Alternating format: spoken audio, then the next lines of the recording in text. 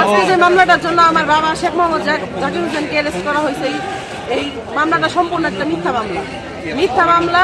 এটা আমাদের মেলান্দ থানার ওসি এবং জামালপুরের এসপি দুজনে অবগত হওয়ার পরেও মিথ্যা মামলাটা ওরা নিচ্ছে।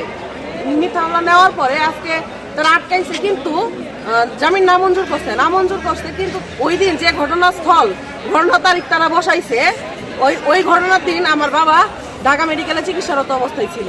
এটা আমাদের কাছে যথেষ্ট পরিমাণ প্রমাণ আছে। ওইখানে চিকিৎসার যে ডকুমেন্টসগুলো এগুলো আছে। আমার বাবা ওইখানে একটা ছবিও তুলছিল, ছবির নিচে ডেসক্রিপশনে তারিখ আর সময়ও দেখা যায়, ওইটাও আমার কাছে প্রমাণ আছে।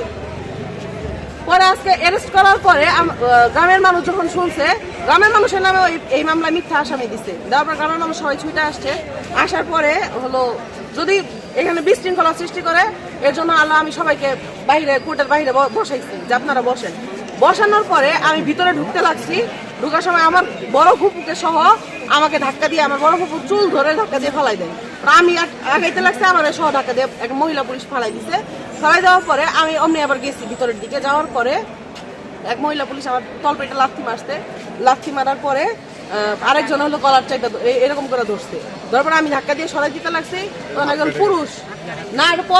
পুরুষ একজন পুলিশ দাড়িওয়ালা মুরব্বী পুলিশ, উনি আমার গোপনাঙ্গে এই যে ইনি এটা ওই পুলিশ আমার গোপনাঙ্গে হাত দিছে। দেওয়ার সাথে সাথে আমি ওনার কলার ধরছি, ধরে দিকে সরাই নিয়ে গেছি। আরেকজন মহিলা পুলিশ আইসে আমার এইভাবে খামচি দিছে, এখানে সহ এইখানে এই হাতেও আছে খামচি দিয়ে এইভাবে ধাক্কা দিছে। পরে আরেকজন পুলিশ আমার ধাক্কা দিয়ে মাটিতে ফালাই দিছে। এই ভিডিও হয়তো আছে আপনাদের কাছে, দেখবেন যে আমার একবারে ধাক্কা দিয়ে মাটিতে ফালাই দিছে।